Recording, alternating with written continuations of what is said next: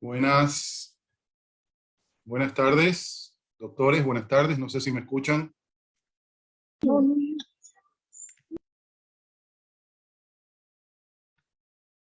Hola, hola.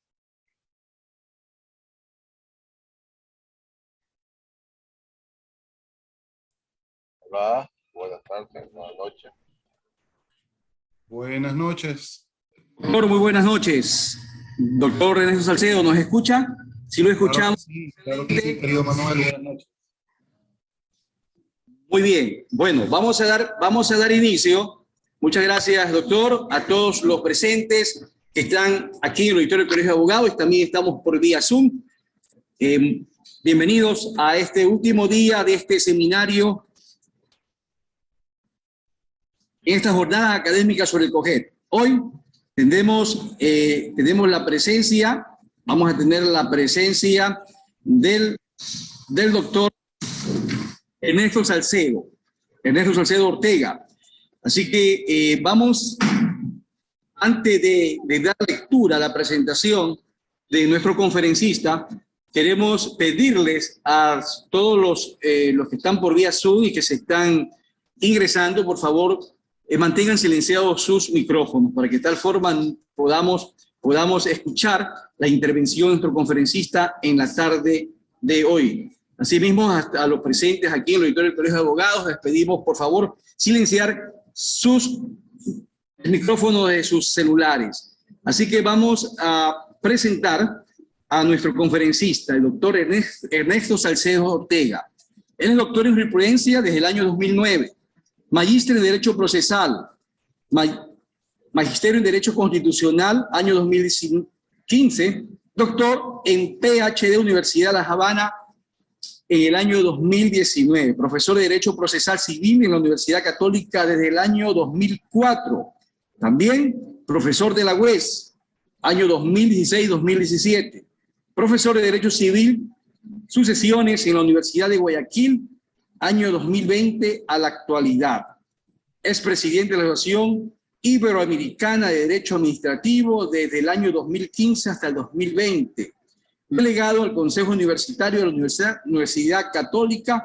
Actualmente es delegado de ese Consejo Universitario. Esta es la presentación de nuestro conferencista del día de hoy. Así que le vamos a dar paso al doctor Ernesto Salcedo Ortega. Un fuerte aplauso para aquí, todos los presentes. Le damos la más cordial bienvenida, doctor, a nombre del Colegio de Abogados de Guayas. Muchísimas gracias por compartir esos conocimientos con sus colegas abogados. Bueno, muchísimas gracias. Primero quiero elevar toda mi gratitud para el actual presidente de nuestro Colegio de Abogados, mi querido amigo, el abogado Fabián Llanes, a quien desde ya auguro muchísimo éxito en su gestión. Agradecerle mucho a él por confiar en este humilde servidor para poder impartir un seminario de derecho sobre un tema que siempre será fascinante, siempre será de interés, como es el tema de la casación. Y agradecer también al organizador, a la persona que dentro del Colegio de Abogados está a cargo de todo el andamiaje y de toda la operatividad y funcionamiento de este seminario, que es justamente mi buen amigo Manuel Vélez, ¿no? Que acaba de presentar una pequeña hoja de vida sobre algunas de las pequeñas cosas que poco a poco uno va consiguiendo en esta vida académica. Entonces, también muchísimas gracias, Manuel, por haberme invitado a este interesante seminario y por permitirme pues estar aquí enfrente de tan importantes abogados. Primero, antes de empezar, quiero también pedir disculpas por el retraso, que creo que es comprensible para aquellos que aman el fútbol. Hoy jugaba, como en efecto ya jugó, Ecuador con Brasil y francamente tenía que, de alguna manera, estar enganchado con ese partido hasta que termine, porque de lo contrario no iba a poder estar plenamente concentrado en esta tertulia académica que tenemos. Bueno, menos mal terminó el partido y menos mal que terminó con un resultado relativamente bueno, ¿no? Un empate, no ganamos, pero fue un empate que ya nos deja con pie y medio. Ahora sí, pie y medio, nos falta medio pie para estar en el Mundial de Fútbol de Qatar. Bueno, es una lástima también no poder presentar este evento de forma presencial, ¿no? Eso también es una pena, producto de este virus que a todos nos afecta y que está causando estragos. Desconozco si la mayoría de los que están aquí están conectados desde el Colegio de Abogados o si están conectados desde sus casas, no lo sé, pero u oficinas. De la vía pública, gracias. Muy bien, muy bien. Gracias a ustedes. Pero en todo caso, pues siempre, para los que me conocen, algunos que me conocen, saben que siempre pueden contar conmigo. Vamos, en todo caso, doctores, a empezar. Y vamos a empezar con el tema de un breve resumen sobre la parte general de la casación para poder entrar en materia poco a poco. Primero, ¿qué es la casación, doctores? ¿Qué es la casación, verdad? La casación no es cualquier recurso. La casación es un recurso extraordinario. Y es un recurso extraordinario, a diferencia de los recursos ordinarios, como lo es la apelación, como es el recurso de aclaración, de ampliación, la reforma, la revocatoria, o el mismo recurso de hecho, cuando subsidia un recurso de apelación, es que el recurso de casación es un recurso limitado, muy limitado.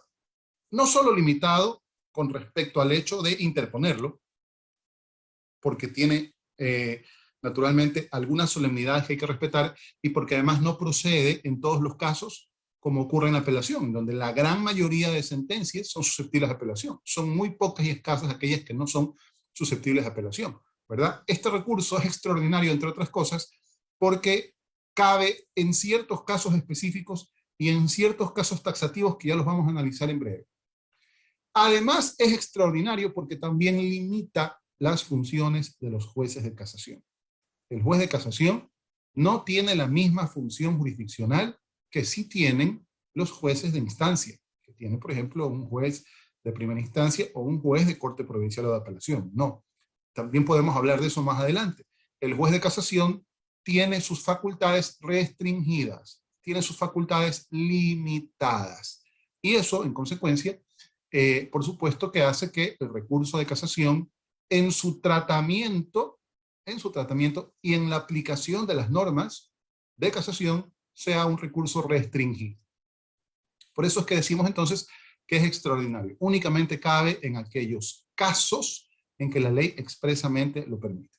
Otra cosa importante a recordar en el recurso de casación, para ir un poco entrando en materia, es qué significa la palabra casación etimológicamente, ¿verdad? Proviene de un prefijo latino que suena como casare. Casare significa nulitar o abrogar algo, ¿verdad? En el derecho francés, donde se origina la casación, nace en Francia, en el derecho francés hay un verbo, caser, ¿verdad? Francés, que significa también derogar algo.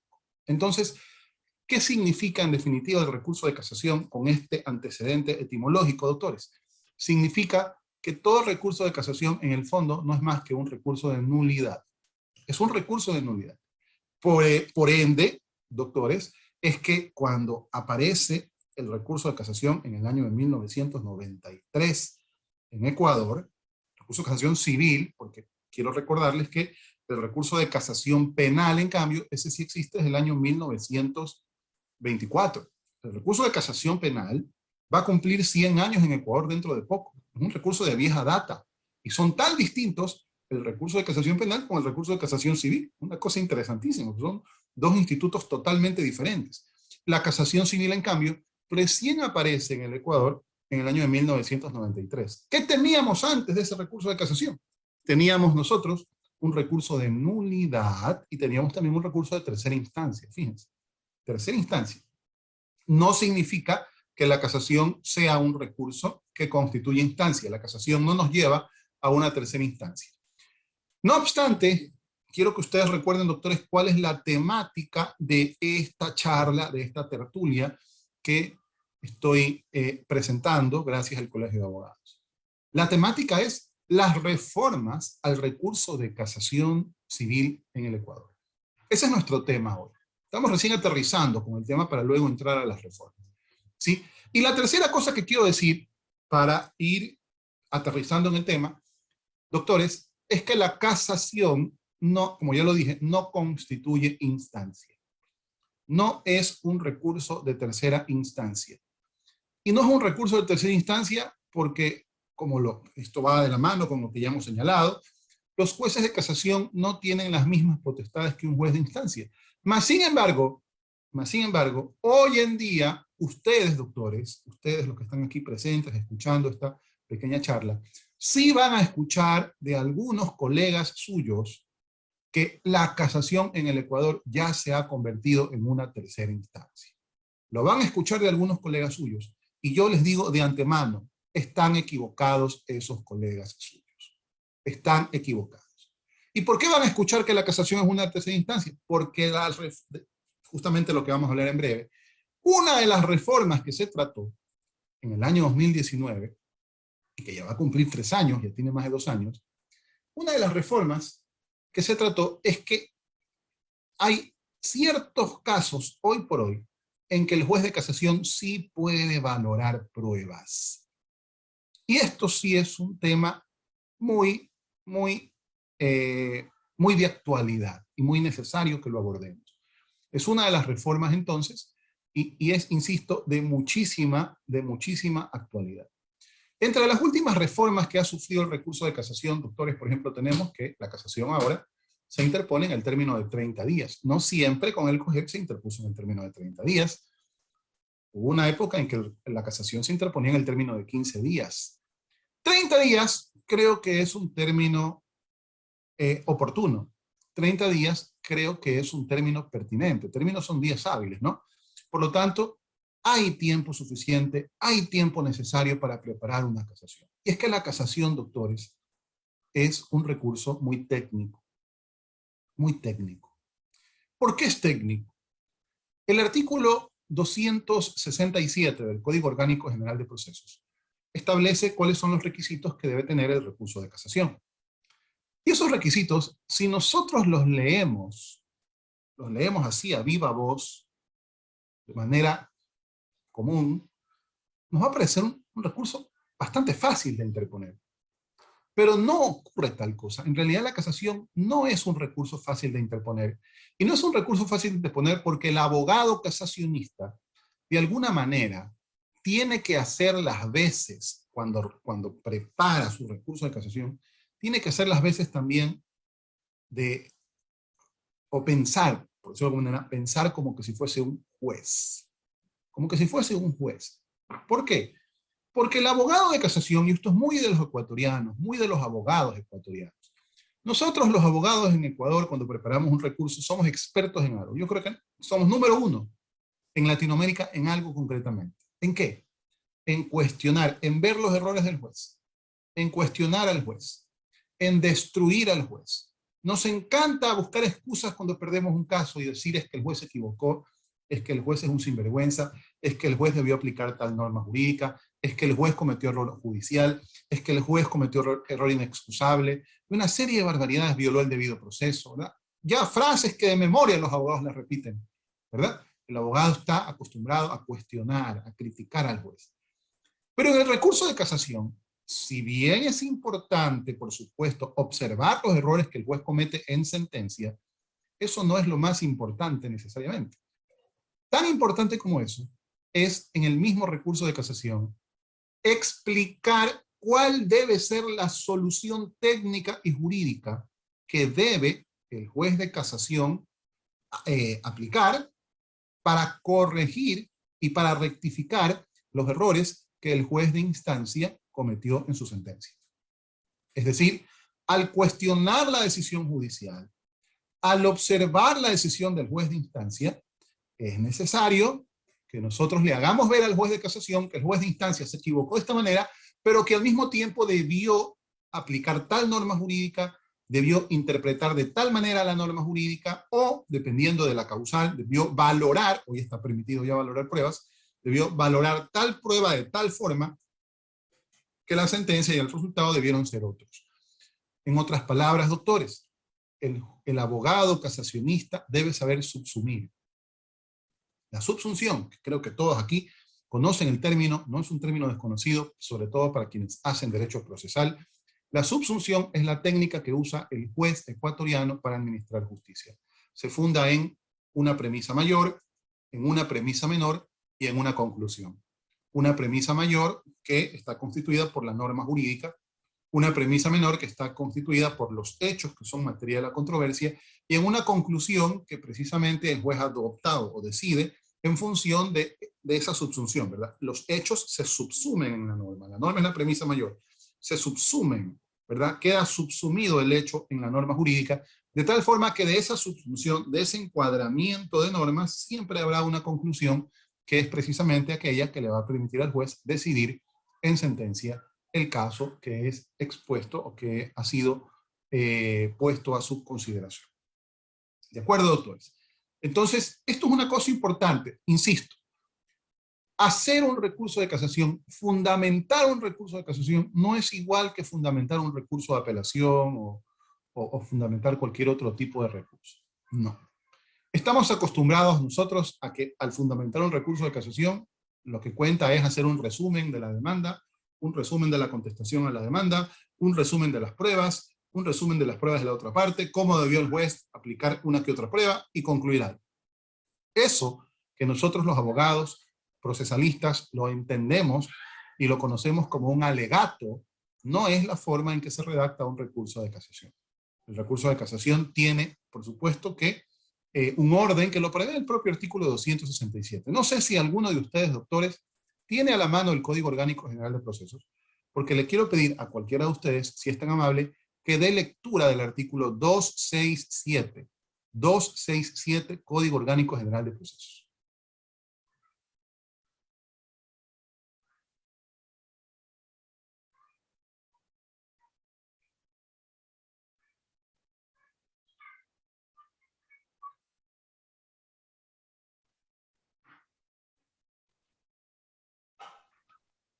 Dice fundamentación. Buenas noches, ¿cómo están ustedes? ¿Me escuchan? Gracias, querido doctor Rosado. Muchas gracias, qué gusto verlo.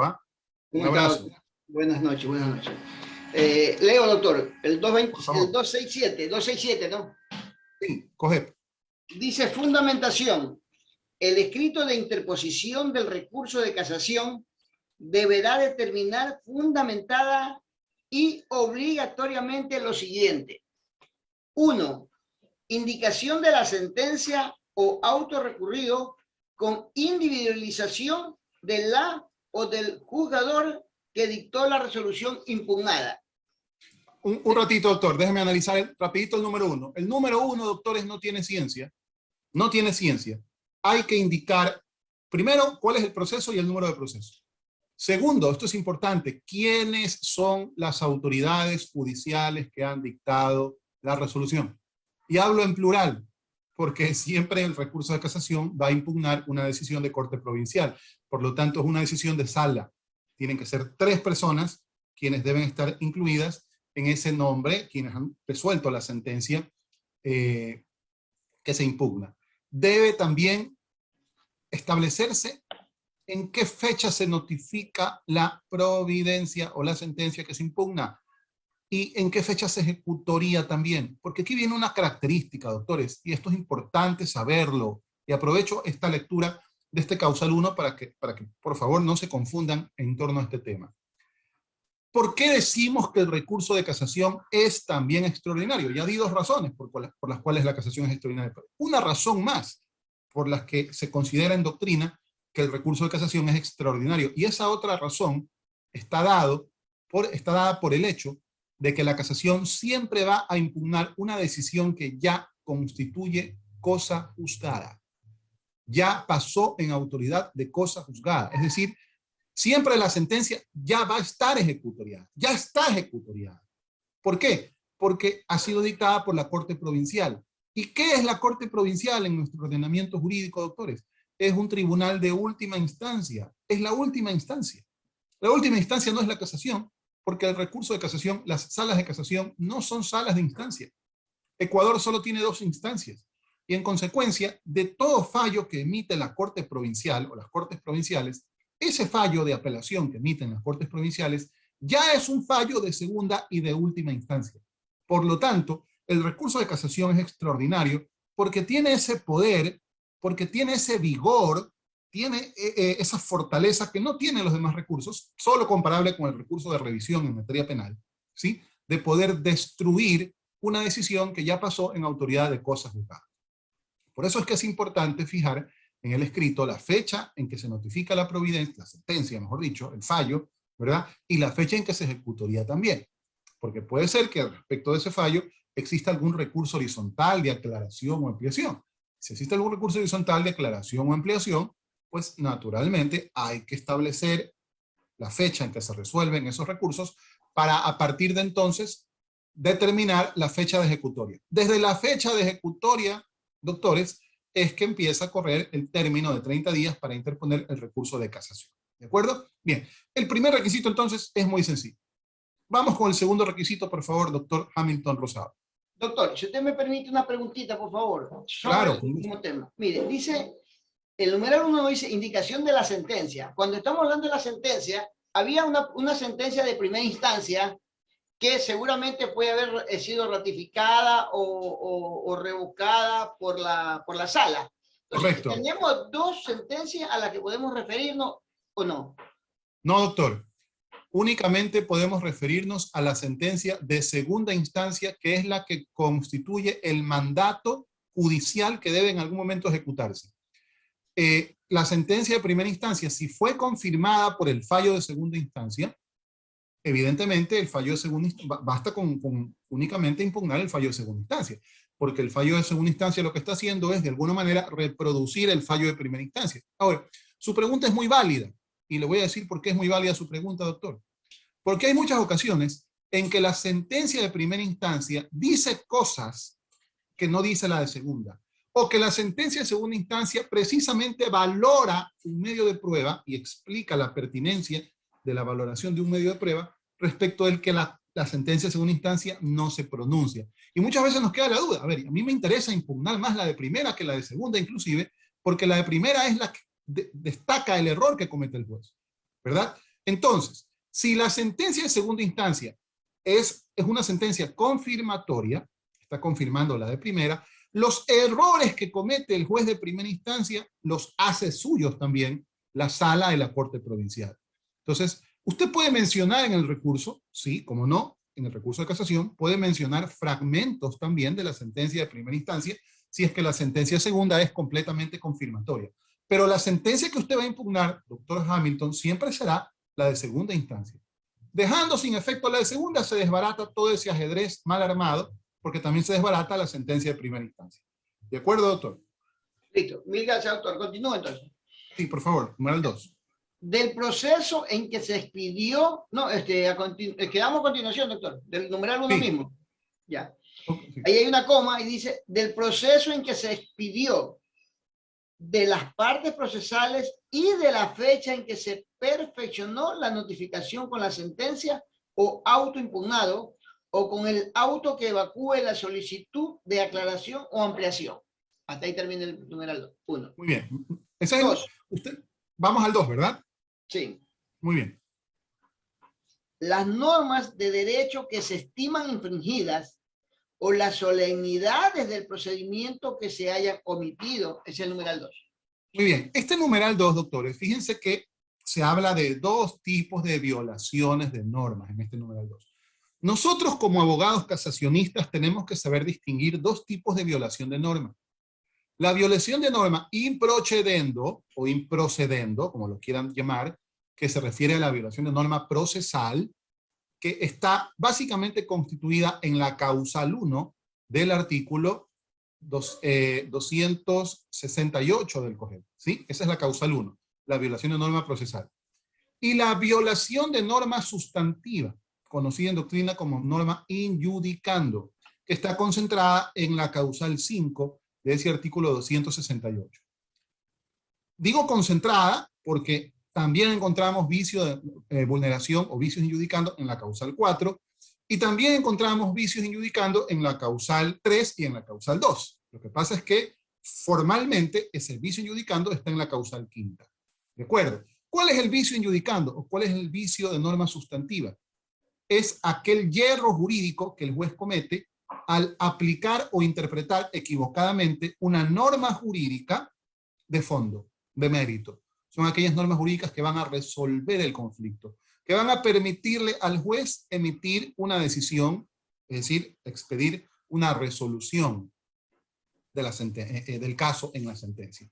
Las normas procesales, doctores, ojo, las normas procesales siempre estarán dirigidas a declarar la nulidad, no solo de la sentencia, sino también de parte del proceso, porque en las violaciones in procedendo, ahora me refiero a la causal 1 en este momento, ¿no? En las violaciones in procedendo, la vulneración de esa norma, el hierro jurídico, lo que provoca es la nulidad de la sentencia y de buena parte del proceso o de todo el proceso, dependiendo de si la nulidad es absoluta o relativa. Depende del tipo de nulidad, ¿sí? Puede nulitarse todo el proceso o parte del proceso. Y en cambio, la violación de norma sustantiva o norma injudicando también nulita la sentencia. También la nulita, pero solo la sentencia, no el proceso. Lo que debe hacer el juez de casación si encuentra que una sentencia está viciada con una norma injudicando es nulitar la sentencia y dictar inmediatamente otra. Esto es lo que la doctrina ecuatoriana llama el sistema de reemplazo en casación. Es decir, se dicta una nueva sentencia en vez de la sentencia que ya fue casada, por así decirlo, ¿sí? Bien, vamos con la tercera causal, por favor, doctor Rosado. Tercero, la determinación de las causales en que se funda.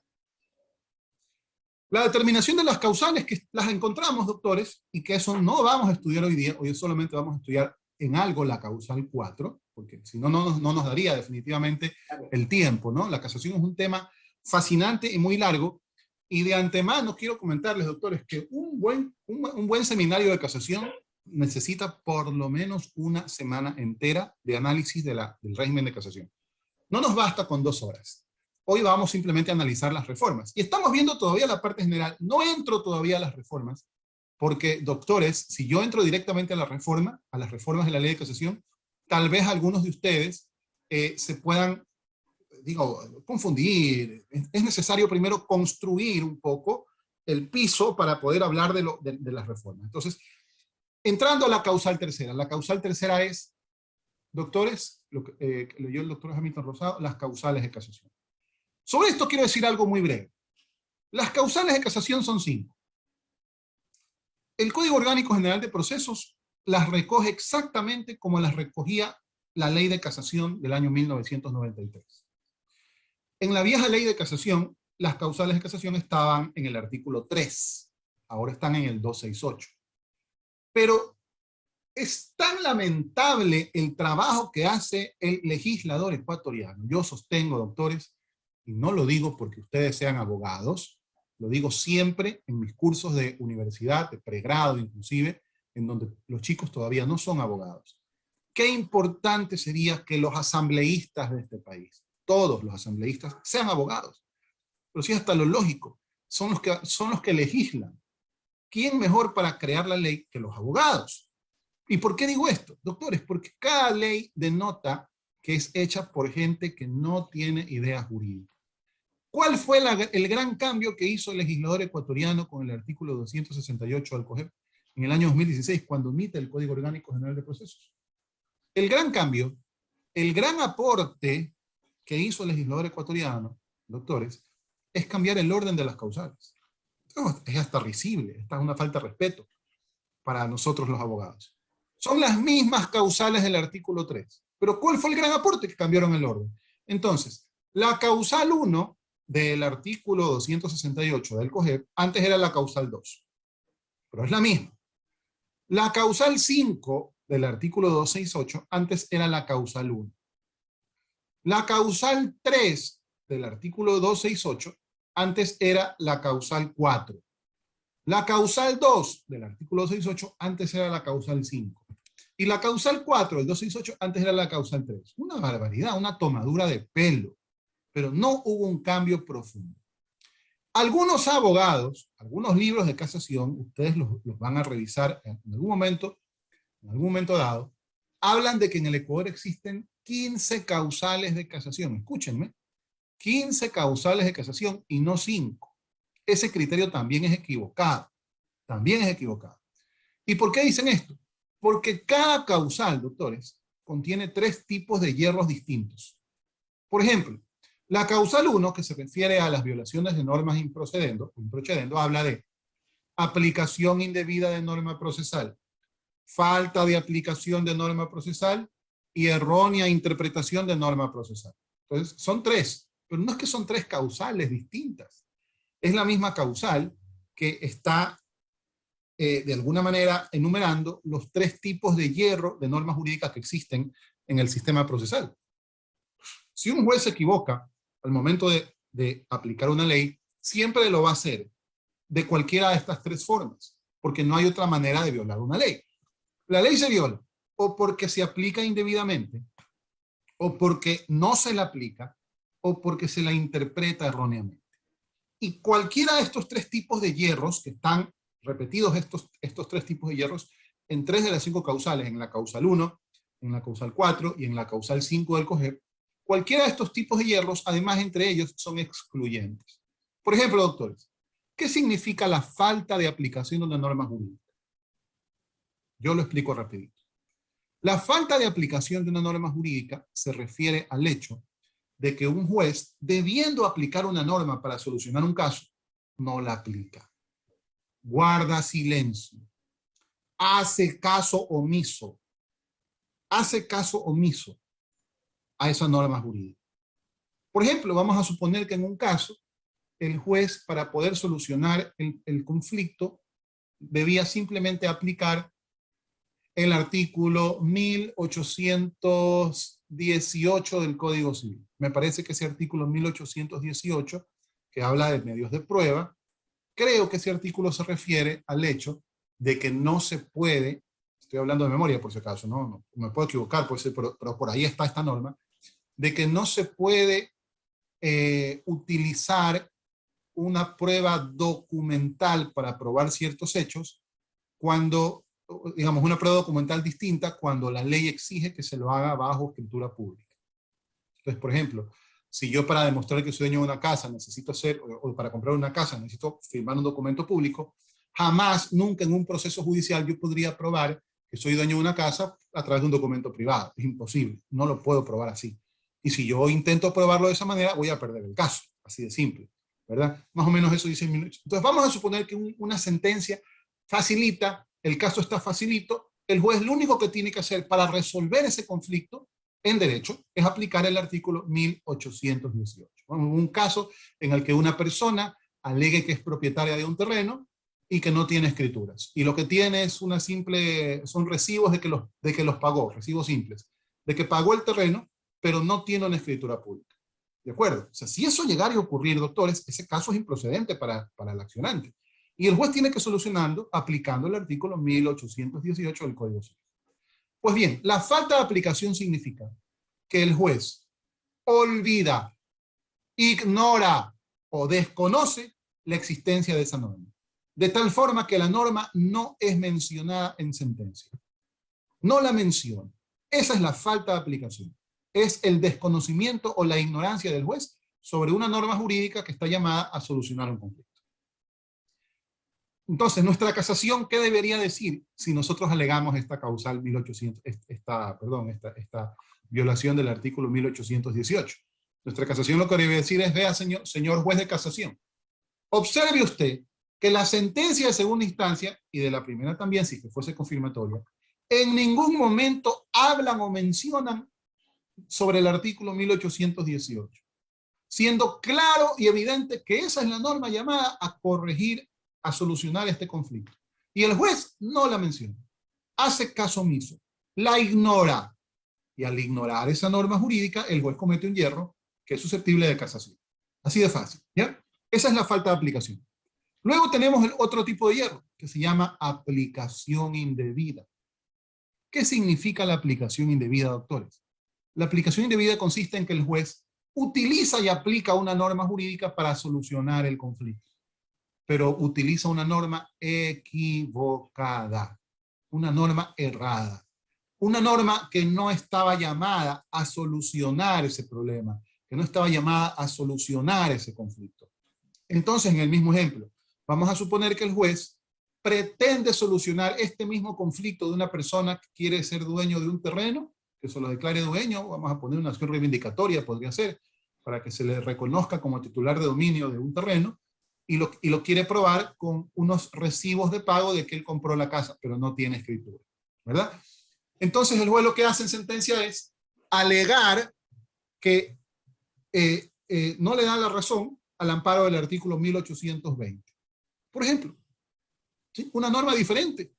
Él resuelve el conflicto, pero utiliza otra norma jurídica, no la llamada por la ley a solucionar ese caso. Aquí este caso que doy es el típico ejemplo de la premisa mayor y la premisa menor. La premisa mayor es el artículo 1818. La premisa menor es el caso puesto en antecedente al juez, ¿verdad? No subsume, o si subsume, eso es todo. El hecho subsume en el 1818 y consecuentemente, si subsume, hay caso, hay solución concreta y el juez tiene la obligación de fundamentarla al amparo de la norma jurídica en donde el hecho subsume perfectamente. ¿De acuerdo? Si no subsume, esa no es la norma. Así de simple. Entonces, la falta de aplicación consiste en una equivocación que el juez hace, que el juez comete, aplicando una norma jurídica que no es la norma jurídica llamada a solucionar el conflicto. Y finalmente tenemos la errónea interpretación, que es el otro tipo de hierro. ¿En qué consiste, doctores, la errónea interpretación? Muy interesante. La errónea interpretación de norma jurídica, doctores, significa que el juez sí aplica la norma jurídica correcta. Es decir, vamos a suponer que aplica la norma del artículo 1818 del Código Civil. Sí la aplica, ¿sí? Pero le da una interpretación, le da un significado en sentencia, le da un alcance que la norma no tiene. Que la norma no tiene. Entonces, evidentemente que la decisión va a ser tergiversada, va a ser equivocada. Fíjense ustedes, cada una de estas tres es excluyente la una con la otra. No podríamos nunca, como me ha tocado ver casos de abogados que son, por así decirlo, inexpertos, recién graduados todavía, que presentan casaciones y que ellos alegan en su recurso de casación, alegan que se viola tal norma al amparo de la causal 1 del artículo 268 del Código. Y nada más. Eso es un error. Ya están destinados a perder el caso, a perder la casación. Porque ustedes tienen que elegir en cada causal un tipo de hierro, doctores. Un tipo de hierro. Cada causal tiene 3 hierros distintos. En el caso de las causales 1, 4 y 5, tienen que elegir si tal norma jurídica fue infringida o por falta de aplicación, que ya explicamos qué es, o por aplicación indebida, que ya explicamos qué es, o por errónea interpretación, que ya explicamos también qué es. ¿De acuerdo? Las causales 2 y 3 de este mismo artículo 268 también contienen 3 hipótesis de hierros jurídicos diferentes. Por ejemplo, me parece que es la causal tercera, la que se refiere a la violación a la congruencia, si la sentencia fue vulnerada por infrapetita, por extrapetita o por ultra o plus petitio, ¿verdad? Son los vicios de la congruencia que prevé justamente el sistema procesal civil para poder dictar una sentencia en absoluto respeto a las garantías del debido proceso, los vicios de la congruencia. Y finalmente, la causal 2, que se refiere a decisiones contradictorias, a la falta de motivación o al caso de que la sentencia no cumpla con los requisitos que la ley prevé. Entonces, fíjense que cada causal, doctores, del 268 tiene 3 hierros distintos. Y la forma correcta de elegir la causal es eligiendo uno de estos hierros en cada una de las 5 causales. Uno de estos hierros es la única manera, la única forma en que se puede fundamentar el recurso de casación. Y vamos con el último requisito, doctor Rosado, por favor, que es el numeral 4 del artículo 268. Dice 4. La exposición de los motivos concretos en que se fundamenta el recurso señalado de manera clara y precisa y la forma en la que se produjo el vicio que sustenta la causa invocada. Fantástico, fantástico. Fíjense, doctores, entonces, cómo esta causal 5 del artículo 268, esta causal 4 del artículo 267, que se refiere justamente a la fundamentación, es precisamente, aquí lo tengo que decir abiertamente, es aquí donde la ley nos pone una trampa. Es aquí. Porque, ¿qué entendemos por fundamental? Doctores, yo he visto recursos verdaderamente fundamentados, ¿ah? Fundamentados, es decir, por lo menos con más de 10 páginas explicando un hierro jurídico. Pero muchas veces esa fundamentación no es una fundamentación correcta en casación. ¿Qué significa fundamentar en casación? Ya lo dije, lo voy a repetir. No basta, doctores, en el recurso de casación con encontrar los hierros jurídicos que el juez de instancia comete. Eso es importante, eso es necesario, nadie lo discute, pero no basta con eso. Además de eso, el juez de casación, el abogado casacionista, en el recurso de casación tiene que construir la forma en que el juez de instancia debe sentenciar o debió sentenciar. Para convencer, de alguna manera, el abogado casacionista tiene que convencer al juez de casación que el juez de instancia se equivocó con su sentencia y que el argumento del juez casacionista, la forma como debió haberse sentenciado, que debe estar expuesta en el recurso de casación, es la forma correcta en que se debió dictar una justicia, una sentencia, como decían los romanos, secundum ius. Secundum ius significa, de los romanos, según el derecho, secundum ius. No, como decían los romanos también, contra legem, contraria a derecho, sino secundum ius, según el derecho, conforme al derecho. ¿De acuerdo? Entonces, doctores, esto simplemente como antecedente de la casación, que para mí era muy importante señalarlo, la forma como se deben presentar los recursos, cómo se debe elegir la causal y cómo se debe fundamentar. Pero entremos al tema. Entremos al tema. Dice el Código Orgánico General de Procesos actualmente, gracias a las reformas del año 2019, que hoy por hoy los autos interlocutorios de admisión o de inadmisión para ser exactos es lo que dice la ley, de inadmisión del recurso de casación, hoy por hoy son revocables, Y esto aquí no es un detalle menor, doctores. Nuestro Código Orgánico General de Procesos comete algunos errores graves. Uno de esos errores graves que comete el Código Orgánico General de Procesos está justamente en el artículo 254, me parece, 253, 252, por ahí, del Código Orgánico General de Procesos, que cuando regula los recursos, los medios de impugnación, o sea, los recursos. Dice el Código Orgánico General de Procesos que la revocatoria, que es un recurso horizontal, ¿sí? Horizontal porque tiene que ser conocido por el propio juez que ha dictado una resolución para que la corrija, ¿verdad? Dice que la revocatoria únicamente procede respecto de autos de sustanciación. Eso dice la ley, el COGEP, lo dice todavía. Eso no se corrigió otra cosa, ¿verdad? Para los procesos de instancia, y esto es una barbaridad, doctores. Esto es una barbaridad. El recurso de revocatoria, junto con el recurso de apelación, son los recursos más antiguos del derecho procesal. Nacen en Roma con la ley de las 12 tablas. Se le decía a la apelación la appelatio, ¿verdad? La facultad que tenía una persona que se consideraba afectada de impugnar una sentencia. Y la revocatoria también es un recurso de muy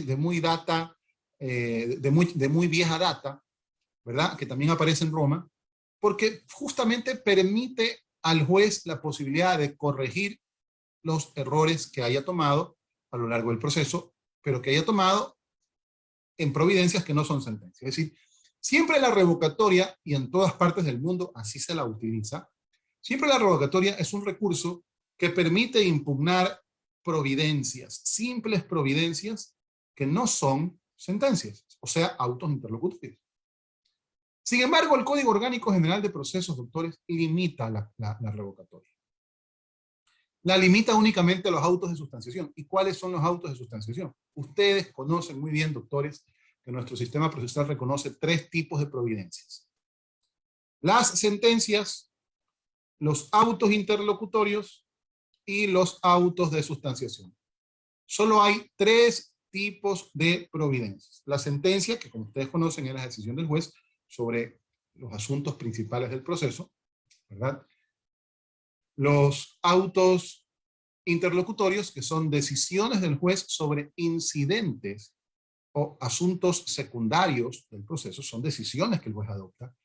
Y los autos de sustanciación, y aquí viene lo interesante, que no son decisiones judiciales. Los autos de sustanciación son providencias de mero trámite que el juez adopta, que el juez utiliza para sustanciar el proceso, para desarrollar el proceso, para que el proceso avance, continúe, para que el proceso progrese o camine rumbo a una sentencia. Entonces, cuando la ley dice que el juez solo puede revocar los autos de sustanciación, está limitando este recurso de revocatoria a lo más importante para lo cual históricamente fue creado. Fue creado para revocar decisiones del juez. Decisiones, y las decisiones, que no son sentencias, están en los autos interlocutorios. Por ejemplo, vamos a poner algunos ejemplos de autos interlocutorios en nuestro sistema procesal. Por ejemplo, un auto interlocutorio es el auto del juez en el que califica pruebas, admite o inadmite pruebas, porque el juez tiene que motivar por qué razón él descalifica tal medio de prueba. Él tiene que decir, no, lo descalifico porque no fue oportuno, fue presentado fuera de tiempo, lo descalifico porque la prueba es impertinente, busca demostrar algo que no es materia de la controversia, lo descalifico porque la prueba es inútil, está pretendiendo demostrar algo que ya está probado, lo descalifico en definitiva porque no es conducente a la prueba, no es el medio de prueba que nos lleva a la demostración de tal hecho. Es decir, el juez tiene que especificar en un auto interlocutorio, que por cierto es oral hoy por hoy, en la audiencia preliminar es oral, ¿verdad? Tiene que demostrar, motivar, mejor dicho, por qué esa prueba no la admite. Esa providencia, doctores, por ejemplo, debería ser revocable, y no lo es, que es una pena. Debería ser revocable y no lo es. Y algunos de ustedes me dirán, no, doctores, que no se necesita que sea revocable porque el COGEP concede la apelación con efecto diferido. Sí, pero la apelación con efecto diferido, que es una institución muy útil también, sí, pero la apelación con efecto diferido va a resolver algo que probablemente ya se podría corregir ahora con la revocatoria. Y nadie dice que no sea procedente la apelación con efecto diferido, pero que proceda después de que se presente una revocatoria oral también, la misma audiencia, que el juez reconozca y puede ser que rectifique, y si rectifica el juez, ya no hay necesidad pues de apelación con efecto diferido. ¿Dónde está la economía procesal? Entonces, si hablamos de que lo que procede es la apelación con efecto diferido. Entonces, doctores, es una herejía procesal que no tenga lugar, que no tenga cabida, hoy por hoy, una apelación con, una revocatoria en contra de un auto interlocutorio. Otro ejemplo en que debería proceder el auto interlocutorio, por ejemplo, cuando el juez resuelve la revocatoria, cuando el juez resuelve, por ejemplo, la negativa de una excepción previa, ¿verdad? Él resuelve, no es procedente tal excepción previa. Si el juez decide que no es procedente tal excepción previa, doctores, ¿por qué razón, si eso es un auto interlocutorio, no una sentencia, un auto interlocutorio, ¿por qué no podría ser revocable? Es una decisión del juez sobre un asunto importante del proceso, sobre un incidente procesal. El juez podría equivocarse, es un ser humano. ¿Por qué entonces no cabe la revocatoria? ¿Verdad?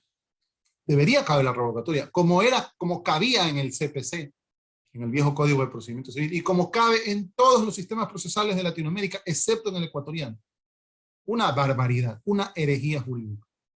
Pues bien, la revocatoria, doctores, para volver al tema casasorio, la revocatoria estaba manca en nuestro sistema procesal, y sigue siendo manca, porque en casación, ustedes saben muy bien, doctores, que hay ahora, nosotros en casación nos tenemos que ver las caras con 4 jueces.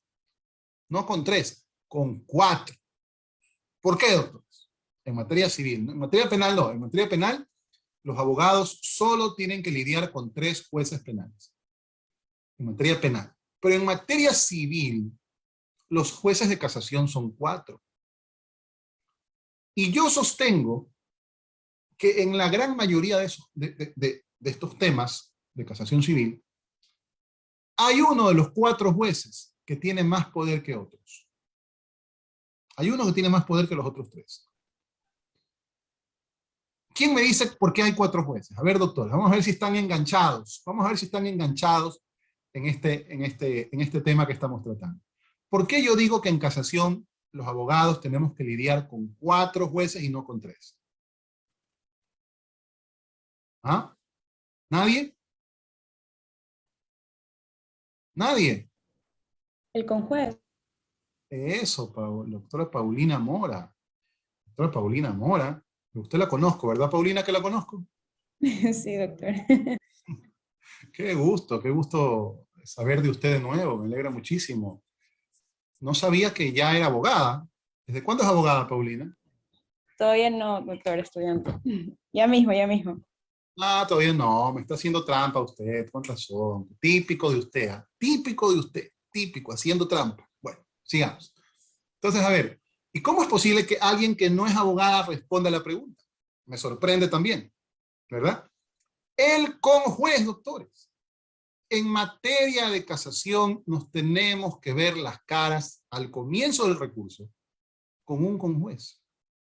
¿Por qué? ¿Por qué un conjuez? El conjuez tiene facultades, en el nuevo régimen de casación, facultades para calificar el recurso de casación. O sea, admitirlo o inadmitirlo. Admitirlo o inadmitirlo. Calificar o descalificar el recurso. ¿Y por qué el conjuez y no la sala principal? Como ocurría antes y como ocurre en el sistema penal. Salió por ahí el pleno de la Corte, que fue la que propuso esta reforma. Reforma, doctores, me van a perdonar lo grotesco de la expresión, pero esta es una reforma absurda, sin sentido. No deberíamos tener que vernos las caras con un conjuez. No. Primero que el conjuez únicamente, su única función es calificar el recurso, admitirlo o inadmitirlo, ¿verdad? Ya en eso se toman su tiempo, doctores. Esto es una pasadera de tiempo. Solo tienen que verificar si se cumplen los requisitos que ya leímos en el artículo 267 del COGEP. Solo eso, nada más. No tienen que pronunciarse sobre el fondo de nada. Para eso está la sala principal. Y en eso se toman un tiempo. Yo tengo por lo menos 3 o 4 procesos tributarios. Tributarios. Importantes, de cuantías altas. Y los procesos en fase de admisión, hace un mes me calificaron uno. Tiene 2 años en fase de admisión. 2 años en manos de un conjuez. ¿Y por qué tanto tiempo, doctor, se demora? Pues mi querida doctora Juliana, ¿por qué? Quisiera contestarle esa pregunta. Pudiera yo intuir por qué, ¿no? Por vagancia, por desconocimiento, por desidia, por pereza. ¿Qué le puedo decir? Porque, la gran excusa es el teletrabajo. Pues, ¿no? No, es que están muy viejitos, entonces no van a la corte a... Pero, nosotros, doctor, sí. pero si ponen un conjuez para que califiquen, se supone que es para que el proceso sea más rápido. Claro, claro, pero no ocurre tal cosa. No ocurre tal cosa. Los mismos problemas existen en otras áreas del derecho. Ahora, hay conjueces que son un poco más rápidos. Yo no puedo decir tampoco que esto es general, ¿no? En materia civil también tenemos nuestras demoras, ¿eh? Demoras feas. A veces hay 3, 4, 5, 6 meses que no califican. Simple calificación del recurso. Y el conjuez no lo hace. Pero el problema del conjuez no solo está en el tiempo, doctora Juliana. No solo está en el tiempo. El problema del conjuez es que el conjuez tiene facultades muy elevadas, Juliana. muy elevadas que pueden condicionar el recurso de casación.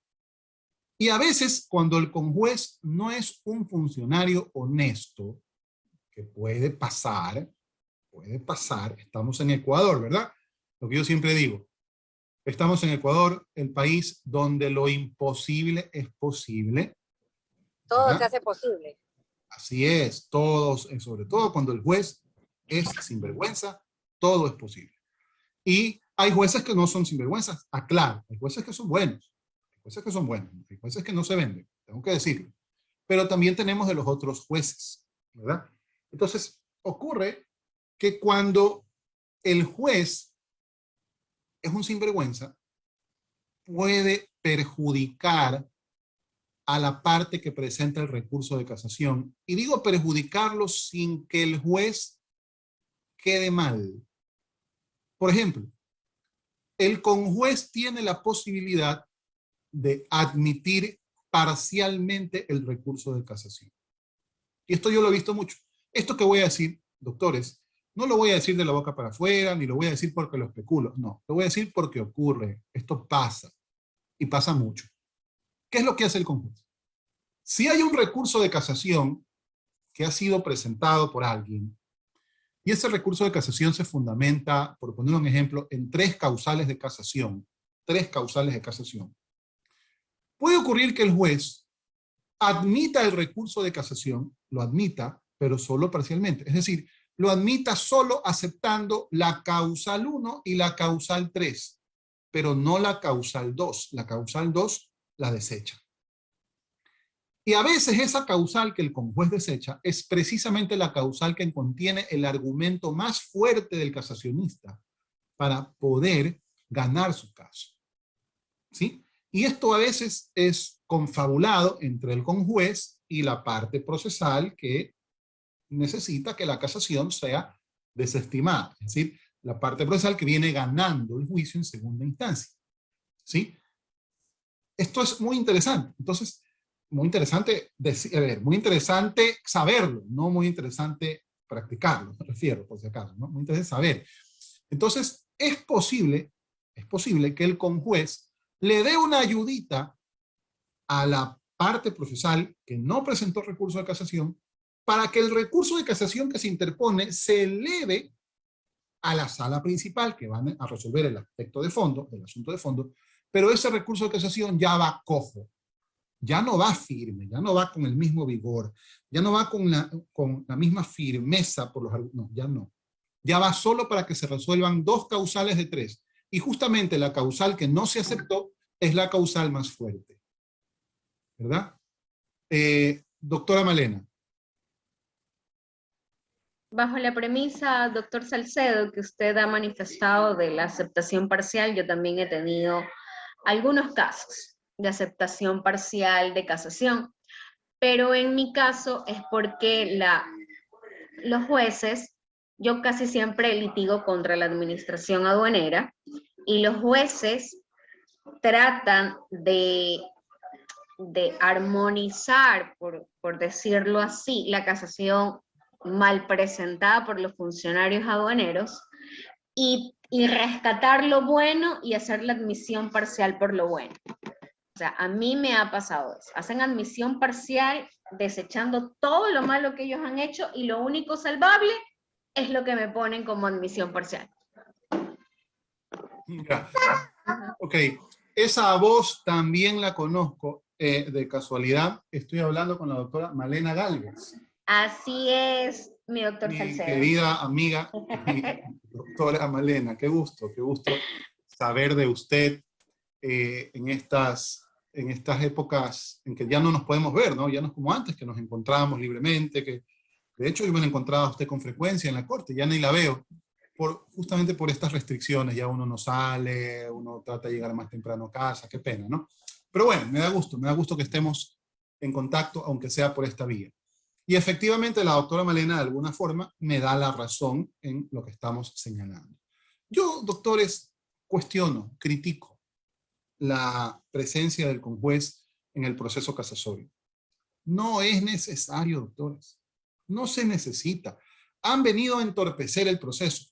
Lo más grave es que cuando los jueces titulares de sala reciben una casación, la reciben ya para resolverla, ya no pueden hacer mayor cosa para hacer justicia. ¿Por qué? Porque el conjuez lo que ha hecho es mochar causales que son importantes, que hubieran podido realmente destruir el aspecto de fondo, y eso pues lamentablemente no siempre ocurre, ¿sí? Entonces, doctores, cuestiono, insisto, la presencia del conjuez. Ahora, ¿cuál es la reforma importante que hubo en el 2019? Y que definitivamente sí abona en el buen sentido para mejorar la calidad del servicio que debe brindar la función judicial en materia casasoria. En el año 2019 se corrige aquella norma que decía que lo que resolvía el conjuez, sea admitiendo o sea inadmitiendo, no era susceptible de recurso alguno. Lo que el conjuez decide, doctores, no es una sentencia. Lo que el conjuez dicta no es una sentencia. La sentencia de casación solamente la puede dictar la sala principal. Lo que el conjuez dicta es un auto interlocutorio. Un auto interlocutorio de admisión de recurso o de inadmisión de recurso. ¿De acuerdo? Ese auto interlocutorio no podía ser revocable, no era revocable, no era ni siquiera impugnable hasta antes del 2016. Ustedes pueden imaginarse, doctores, la cantidad de injusticias que se cometieron por ese artículo que decía que no se podía, que no cabía, artículo que está en el COGEP, ¿sí? Que no cabe la revocatoria respecto de decisiones emitidas por un conjuez de la Corte Nacional. Es decir, ya esa decisión era de última ratio, digamos. Ya no había más, no había posibilidad alguna de que se pueda impugnar. Una barbaridad. Ahora se corrigió, y esto sí es una reforma positiva. Ahora sí se permite la revocatoria del auto interlocutorio que emite el conjuez. Y dice la ley claramente que cabe la revocatoria en contra de los autos de inadmisión. Lo cual sí, naturalmente es una ayuda. Yo he tenido casos, doctores, yo alguna vez recuerdo tanto un caso, los que me conocen saben que yo soy procesalista y soy civilista, ¿no? Yo no hago penal nunca. Pero eventualmente a veces me toca conocer, me toca resolver acciones administrativas y acciones tributarias, ¿no? Que están relacionadas con el tema procesal, por supuesto. Entonces a mí me buscan muchos abogados expertos en tributario, por ejemplo, o abogados administrativistas para que yo les lleve la parte procesal. Y me tocó un caso muy sui generis, un caso muy sui generis de una doctora, no voy a dar los nombres de la doctora, porque a la final aquí alguien la conoce y me meto en un problema, ¿no? Esto me pasó en el año 2018, un año antes de que reformen la ley. Yo presento un recurso de casación de un tema totalmente absurdo, una sentencia que dictó aquí la sala especializada de contencioso tributario. En un caso, doctores, de $30 millones. Me dan la razón con 20 millones. 20 millones no debo, pero me declaran que mi cliente tenía que pagar 10 millones. Una empresa constructora era esta, ¿no? Una empresa constructora, estas que construyen urbanizaciones, por ejemplo, en San Borondón, etc. Y, bueno, no es San Borondón en realidad, esto es Vía Daule. Construye ciudadelas en Vía Daule, ¿sí? Bueno, esta empresa, naturalmente no tenían que pagar 10 millones, lo que ellos tenían que pagar era 3 millones, un abuso. Yo presento recurso de casación, y la conjueza me inadmite mi recurso de casación. Una cosa increíble. Yo leo el auto de inadmisión, y yo decía, esto no puede ser. El auto de inadmisión está más que bien planteado. Viajo al día siguiente a Quito. Y ella cita, recuerdo que en su auto de inadmisión, ella fundamentó su inadmisión en los libros de un autor peruano y un autor colombiano. ¿Sí? Inostroza, un autor peruano, escribe muy bien sobre casación, y otro, Azula Camacho, colombiano, también un clásico de casación en Colombia, también aplicable, por cierto, a nuestro país. Yo tenía esos 2 libros, y yo llevé mis 2 libros, me fui, cogí el avión, me fui a Quito, llego al día siguiente, llevo mis 2 libros, ¿verdad?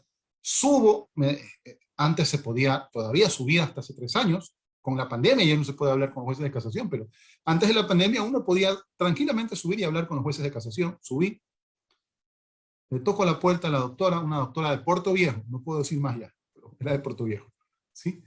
Ni siquiera serrana, sino de Puerto Viejo, costeño. Me recibe, me siento y le digo, doctora, usted ha dictado este auto. Y usted se ha equivocado, con toda humildad se lo digo, se ha equivocado. Porque usted está citando las opiniones de estos autores y está diciendo que yo he alegado falta de aplicación, cuando yo no alegué falta de aplicación, lo dice mi recurso, yo alegué aplicación indebida. Y aquí están además las opiniones de los tratadistas con respecto a lo que usted ha dicho, porque ve que usted se ha equivocado. Usted ha citado mal a los tratadistas, aquí están, mire lo que dicen. La doctora me queda viendo, lee los libros, lee mi escrito, que lo presenté justamente, lo preparé esa noche para llevarlo. Un escrito en el que yo no pedía revocatoria, porque no cabía, pero lo que sí pedía, obviamente, era que de oficio se corrija este error, en fin. La jueza me dice en mi cara, doctores, la conjueza, en mi cara me dice, doctor Salcedo, lamento decirle que usted tiene la razón. Tiene la razón, me equivoqué. Me equivoqué como jueza, como conjueza y como ser humano. Pero no puedo hacer nada. Porque como usted conoce, la ley me impide revocar esta decisión. Va a tener que impugnar e irse a la Corte Constitucional. De seguro la Corte Constitucional le da la razón. Yo le dije, doctora, pero usted está consciente de lo que me está diciendo. Ir a la Corte Constitucional son 3 años de litigio por lo menos. En donde tengo que lidiar no con 3, con 9 jueces. Tengo que lidiar con 9. Y en donde lo máximo que puede hacer la Corte Constitucional es nulitar el fallo, su auto, y que usted vuelva a resolver, porque la Corte Constitucional no puede pronunciarse sobre asuntos de justicia ordinaria. Esto es un tema de justicia ordinaria. Ellos pueden pronunciarse sobre temas constitucionales. Y aquí es verdad que hay una violación constitucional por falta de motivación, pero eso es muy complicado demostrarlo. Peor ahora, con todas estas alegaciones, en esa época todavía estaba vigente el test de motivación, ¿verdad? Una barbaridad que la Corte Constitucional se inventó, el test de motivación, que sé que tuvieron en este Congreso una interesante charla con mi buen amigo Javier Aguirre, ¿verdad? Bueno, entonces,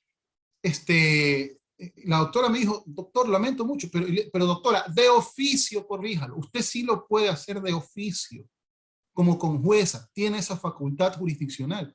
Pero no me dejen esta indefensión tremenda de que usted me está diciendo que yo tengo la razón, pero como usted se equivocó, que yo entonces me vaya a la Corte Constitucional. Pero doctor, es que esto no tiene sentido. Esto solo en Ecuador. Me dijo, doctor Salcedo, lamento decirle que no lo puedo ayudar. Y todavía me dice, vea doctor, cuando usted tenga otro asuntito aquí, yo lo ayudo, no se preocupe, yo le doy una mano, yo le despacho rápido, en los otros casitos yo lo ayudo, pero en este no puedo, porque yo ya resolví. Son esas cosas, ¿verdad?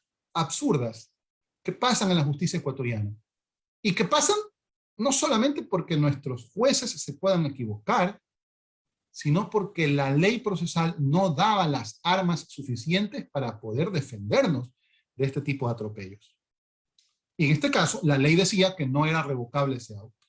Si en ese momento yo hubiese tenido la reforma que después salió en el 2019, yo hubiese podido obtener la revocatoria. Porque además es lo que correspondía. No porque mi capricho lo quería, no, porque correspondía una revocatoria. Estaba muy mal inadmitido ese recurso. ¿Sí? Para no alargarles el cuento, doctores, tuve que presentar la acción extraordinaria en Corte Constitucional y en 2 años el tema se resolvió a mi favor y el tema ya prácticamente está solucionado, ya estamos en la parte final. Pero sigo litigando el tema. El tema yo ya no lo estuviera litigando, por ejemplo, ya hubiese cerrado el tema, ¿no? Son cosas increíbles que pasan en la justicia. Entonces, una primera reforma importante, doctores, que se dio en el año 2019, repito, es que ahora sí se permite la revocatoria de los autos de inadmisión, lo cual es válido, es necesario, no solo que se permite, sino que además el conjuez está obligado, si es que la casación no reúne todos los requisitos, está obligado a pedir que se aclare la casación, lo cual antes no había. Entonces el juez puede decir, da 3 días para que se aclare, y el abogado puede entonces aclarar, completar el recurso. Hay una oportunidad para aclarar, y luego hay una posibilidad revocatoria, lo cual es mucho más, transparenta un poco más el proceso de casación, y de alguna manera sí limita aquellas facultades que tenía el conjuez que para mí eran prácticamente absolutas. Eran prácticamente. Finalmente, doctores, en este primer punto, yo reitero, confirmo y me ratifico en que no es coherente que intervenga un conjuez para el aspecto casatorio en materia civil. No es coherente. Y no es Una coherente, pregunta, además. doctor. Sí, doctora Juliana. Le comento que en el 2017 yo manejé un tema de una demanda de herederos y la declararon sin lugar. Ellos apelaron a la sala y así mismo se declaró sin lugar. Luego la casaron y así mismo la declararon sin lugar. Oh, sorpresa, en el 2020-2021 vuelven a presentar la misma demanda a los herederos, la misma causa, los mismos hechos, y en Playas la declaran con lugar. Pasa acá a sala, y el juez ponente se inhibe porque ya era cosa juzgada, porque casualmente él había también conocido esa causa. Sin embargo, la sala da paso al recurso de apelación. ¿Usted considera que en Quito la vayan a dejar sin efecto en casación? A ver, la persona, plantear algún recurso de casación respecto de un auto inhibitorio, ¿verdad? De un juez o de la sala. No, el juez inhibió, más sin embargo la sala y aceptó el recurso de apelación. El juez inhibió. ¿Casación, doctora? ¿Casación o apelación? No, le explico. En el 2017 ellos habían presentado una demanda, unos herederos. Eso está, ¿verdad? Claro, ya resolvieron un tema de herencia y luego volvieron a demandar por los mismos hechos, pero ante otra jurisdicción, en Playas, ¿verdad? En Playas, la declaran con lugar. Gana en primera instancia, gana la el accionante. Ya. Sube a la Corte Provincial de Guayas, ¿verdad? El juez ponente se inhibe por cuanto él ya conoció la causa y es cosa juzgada. Pero, ¿y ahí qué dijeron los otros 2 jueces? Los que no son ponentes. Le pasaron a otro juez que conforme la sala. Ok, le pasaron a otro juez. ¿Y qué dijo la sala? Aceptaron el recurso de apelación presentado por nosotros. Aceptaron la apelación diciendo que hay cosas juzgadas. Claro, ¿no? Exacto. Ya. Y el otro, el que ganó en primera y perdió en segunda, presentó recurso de casación. Esa es la pregunta. No, la pregunta es que si ya era cosa juzgada en el 2017, ¿por qué nuevamente a la actualidad en la primera instancia le declaran con lugar? Nosotros apelamos y sala nuevamente la declara con lugar, ahora en el 2021. ¿Qué posibilidades hay que en casación la dejen sin efecto? Absoluta, doctora. Tiene todo para ganar. Ahora, no se olvide, doctora, recuerde que la cosa juzgada en nuestro sistema procesal es una excepción, ¿no? Si usted revisa el artículo 153 del Código Orgánico General de Procesos, la cosa juzgada está considerada como excepción previa no subsanable. ¿De acuerdo? Pregunto, ¿ustedes alegaron la excepción de cosa juzgada? Por supuesto, en todo, inclusive cuando presentamos el recurso de apelación. Ya. Muy bien. Si están claramente determinadas las tres identidades, doctora, el artículo 99 y el artículo 100, el 100 más que nada, del Código Orgánico General de Procesos, establecen la forma en que el juez debe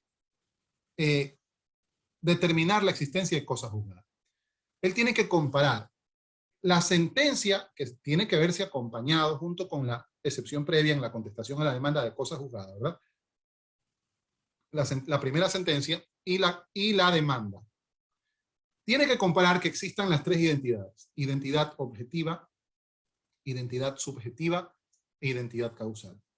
Si concurren las tres identidades, tanto en la cosa juzgada que se acompañó en esa contestación a la demanda, como en la demanda que está pretendiendo que se resuelva nuevamente algo que ya fue juzgado, si concurren esas tres identidades, tenemos cosa juzgada y el juez está obligado a declararlo.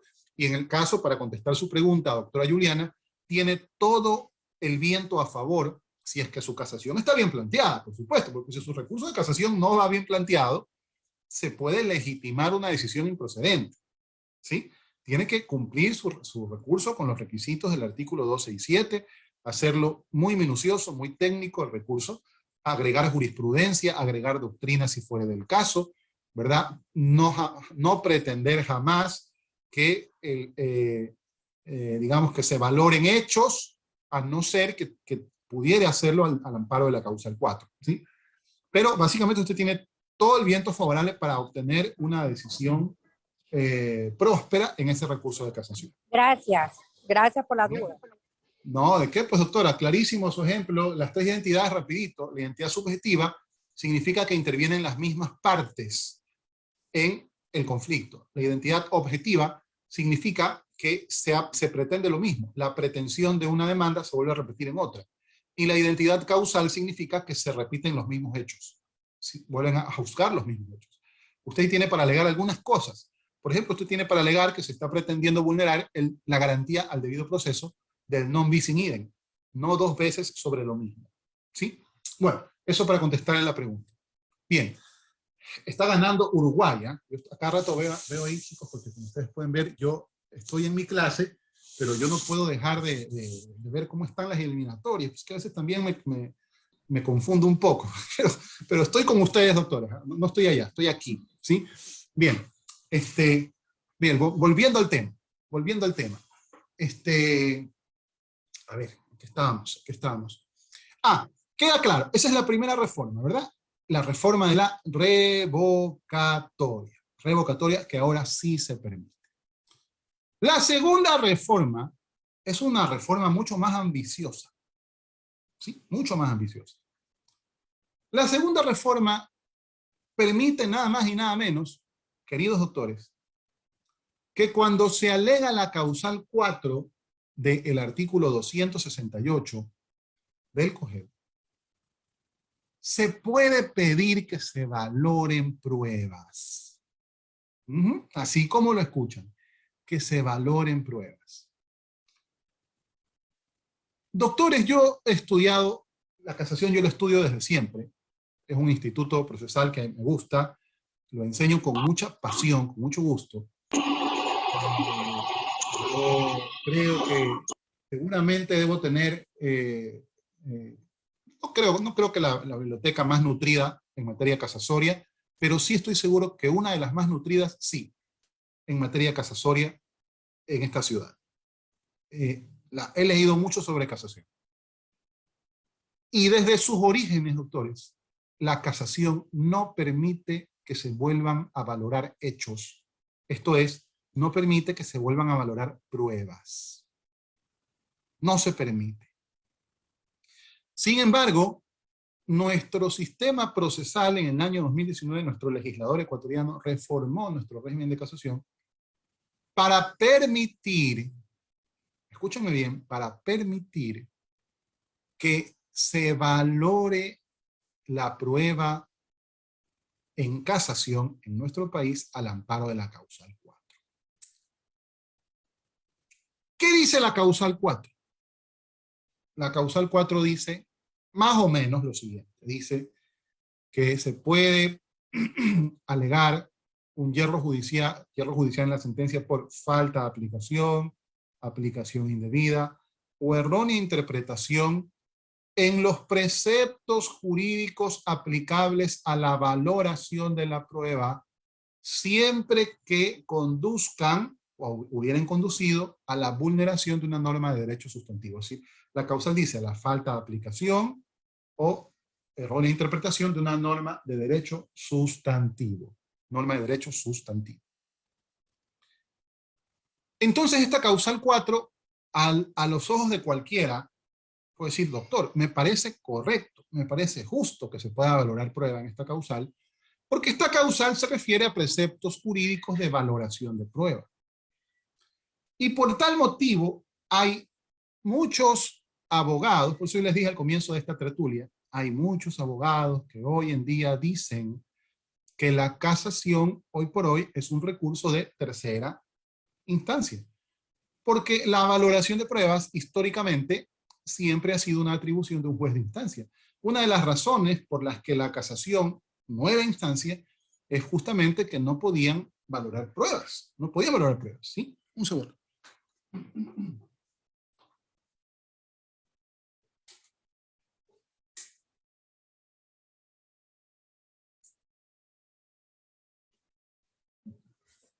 Bien, ya, ahora sí.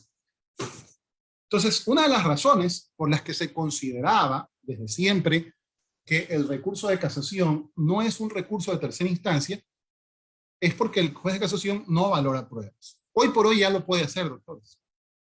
Ya lo puede hacer. Sin embargo, yo creo y considero en base a lo que he revisado, a lo que he investigado, en base a la historia de la casación, que me la conozco bien, yo creo que igualmente, doctores, el recurso de casación en Ecuador sigue siendo un recurso extraordinario que no es instancia. Es decir, el hecho de que sea reformado esa disposición, el hecho de que se haya permitido que el juez de casación pueda valorar pruebas, no significa que el juez hoy por hoy es un juez de tercera instancia. Y voy a dar mis razones. Primero, que el juez de instancia tiene varias facultades que no tiene un juez de casación. No solamente tenía la facultad de valorar pruebas. Tiene muchas más.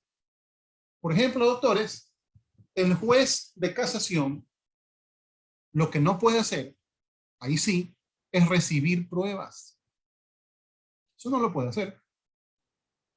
Empezamos esta charla comentando que la casación era un recurso extraordinario, que se diferenciaba de la apelación en que la apelación, este recurso acá, apelación, es un recurso ordinario porque es un recurso común y general que permite mayores facultades. Por ejemplo, una de las facultades que permite el recurso de apelación es que yo, cuando fundamento un recurso de apelación, puedo incorporar pruebas. Puedo incorporar pruebas. Prueba nueva, lo dice el COGER. Prueba nueva. En casación no se puede hacer. Yo en el recurso de casación no puedo, doctores, incorporar prueba bajo ningún concepto.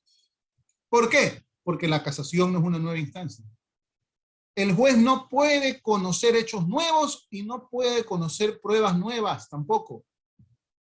Entonces ahí tenemos una facultad que no tiene el juez de casación, que sí tienen los jueces de instancia. ¿Cuál es la facultad de recibir pruebas? ¿Sí? Como decían los romanos, ¿no? Da mihi factum dabo tibi jus, dadme los hechos y las pruebas, que yo os daré el derecho. ¿Sí? Da mihi factum dabo tibi jus, dadme los hechos y las pruebas, que yo os daré el derecho. Entonces, el juez de casación, insisto, no puede recibir pruebas. Tampoco, por ende, las puede calificar, doctores. No puede calificar si son impertinentes, si son oportunas, etcétera. No al menos en fase de admisión, porque no las puede recibir. Otra cosa importante que no puede hacer el juez de casación, doctores, esto es clave. El juez de casación no puede practicar pruebas. Vamos a suponer que yo presente un medio de prueba en fase de instancia. Vamos a suponer que yo solicite una inspección judicial. ¿De acuerdo? Y no me la dan.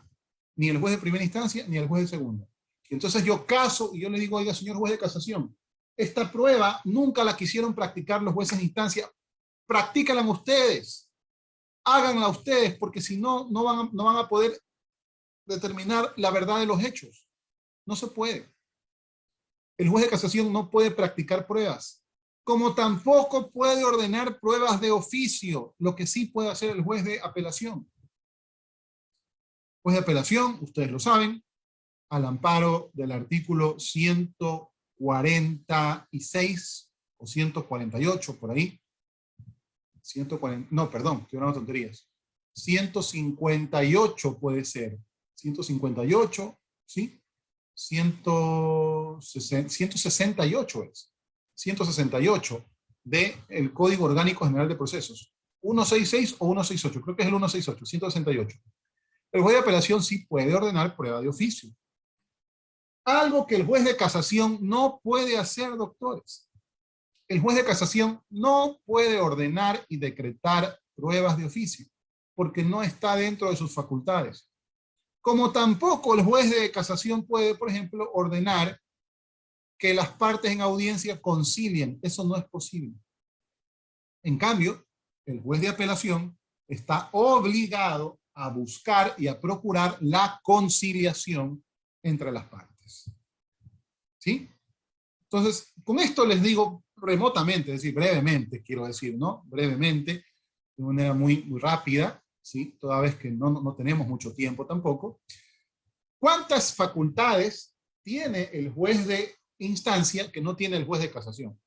Entonces, no podemos por esto afirmar, doctores, que porque el juez de casación ahora puede valorar ciertas pruebas, no todas, ciertas pruebas, no podemos decir entonces, doctores, que por tal motivo ya el juez de casación se convierte en un juez de instancia y que el régimen de casación ecuatoriano se ha convertido en un régimen de tercera instancia, porque eso además es injusto. Es injusto. Entonces, si hay una reforma muy buena, que consiste en permitir la valoración de prueba por parte del juez de casación. Pero, doctores, ¿qué pruebas son las que el juez de casación puede valorar? Esta es una pregunta muy interesante que tenemos que contestarnos. ¿Cuáles son las pruebas que el juez de casación puede volver a valorar? Cuidado, van a pensar ustedes que el juez de casación puede valorar todas las pruebas que han sido evacuadas, practicadas y solicitadas en las fases de instancia.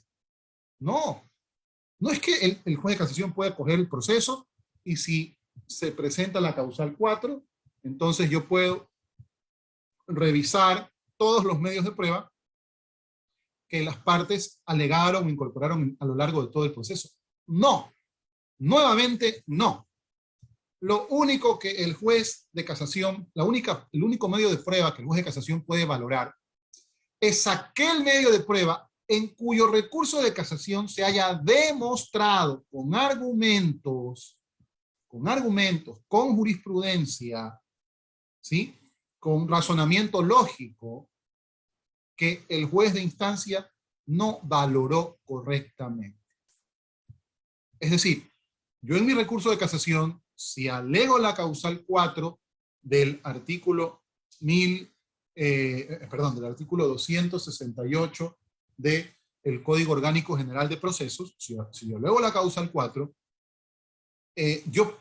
me está permitido demostrar que un medio de prueba, o 2 o 3, pero tengo que demostrarlo, ¿sí? No se valoró correctamente.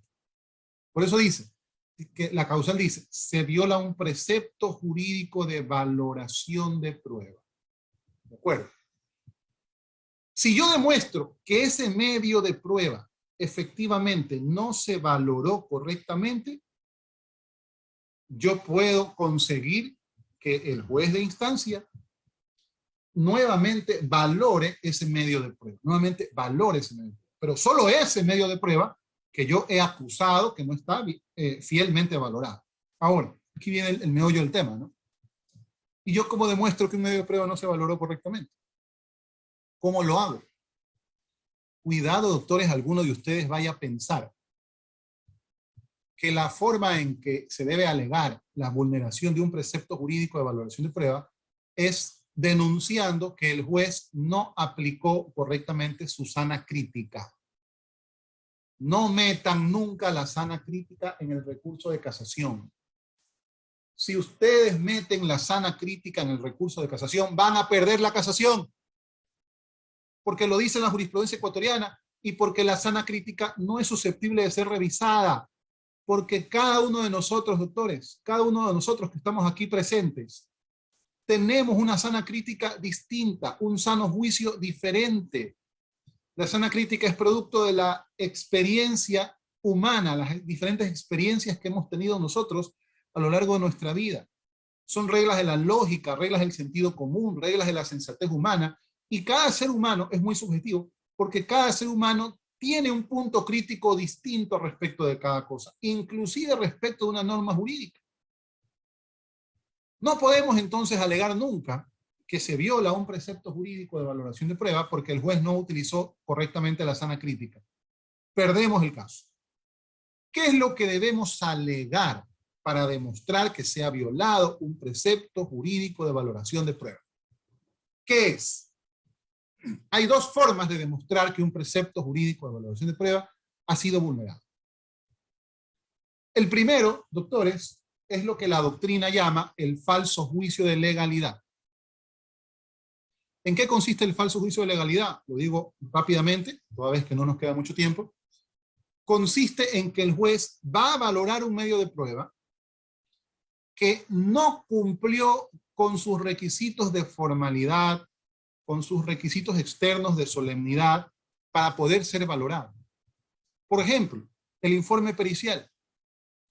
La ley dice que los informes periciales únicamente pueden ser hechos en Ecuador por personas que están acreditadas por el Consejo de la Judicatura como peritos.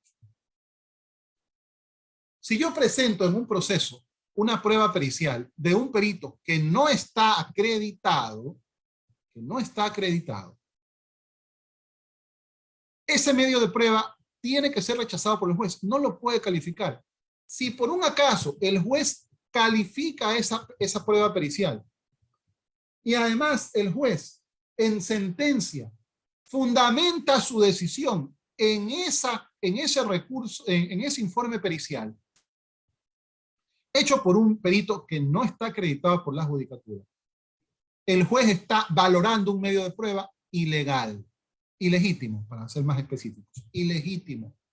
Está valorando un medio de prueba que según la ley procesal no debe ser considerado como medio de prueba. Y en consecuencia tenemos ahí la vía abierta, el camino abierto para pedirle al juez, oiga señor juez de casación, ¿no? El juez de instancia valoró un medio de prueba ilegítimo. Y no debió haberlo hecho. No debió haberlo hecho. Por lo tanto, señor juez, usted revise, valore nuevamente esos hechos y valore esa prueba y descártela. Porque valorar la prueba no significa necesariamente que le dé valor, no. Valórela para que la descarte. Y descartada, es evidente que la decisión no va a ser nunca la que tomó ese juez. Va a ser esta acá, que yo la escribo razonablemente en mi recurso de casación, que es la decisión que debió tomar el juez si inadmitía ese medio de prueba por ilegítimo. Entonces, el primer caso es el falso juicio de legalidad que se presenta cuando el juez admite un medio de prueba que no cumple con los requisitos de ley. El segundo caso es lo que la doctrina llama el falso juicio de convicción.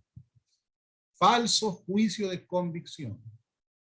En este segundo caso, el juez valora un medio de prueba, que es válido. Es válido el medio de prueba como tal, es válido en cuanto a requisitos, me refiero, ¿no? En cuanto a solemnidades, es válido. Pero es un medio de prueba que no está llamado a demostrar el hecho que se está cuestionando. Por ejemplo, yo quiero demostrar que soy dueño de una propiedad. Y para hacerlo incorporo un justo título notarizado, inscrito en el registro de la propiedad en el año de 1970. ¿Verdad? 70.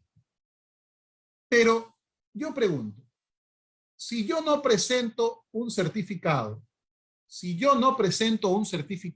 del registro de la propiedad que acredita, repito, si yo no presento un certificado del registro de la propiedad que acredita que ese justo título inscrito en el 70 todavía está a mi nombre, ¿cómo el juez puede realmente saber que yo soy el propietario? ¿Cómo sabía el juez de instancia que no hay? Y de hecho, vamos a suponer que en el ejemplo dado ya existe un nuevo dueño, que yo mismo le vendí la propiedad a mi primo hermano hace 5 años. Y yo lo que quiero es que se reivindique la propiedad a mi nombre por un justo título antiguo del año 70 en el que se inscribió, y quiero probar que soy dueño con el justo título, cuando esa no es la prueba conducente para demostrar que yo soy dueño de una propiedad. La prueba conducente es el certificado del registro de la propiedad actualizado, doctores. Es el único. Porque justos títulos pueden haber muchos. El punto es, ¿cuál es el último justo título inscrito? Y eso solo me lo da el certificado del registro de la propiedad. En este caso, es lo que se conoce falto juicio de convicción. El juez valora un medio de prueba legítimo, porque el justo título es un medio de prueba que en teoría no es nulo. O sea, no es que simplemente que no era conducente.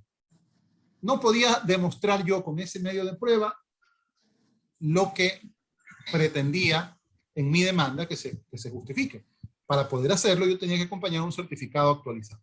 Estoy dando un simple ejemplo. Obviamente hay muchos pormenores. Ustedes dirán, sí, doctor, pero el juez podía de oficio pedir un certificado de registro de propiedad. Sí, de acuerdo. Y si no lo hizo, porque la prueba de oficio también es facultativa del juez. Puede el juez hacerlo como puede el juez no hacerlo, ¿verdad? Es facultativo. Entonces, bastante relativo.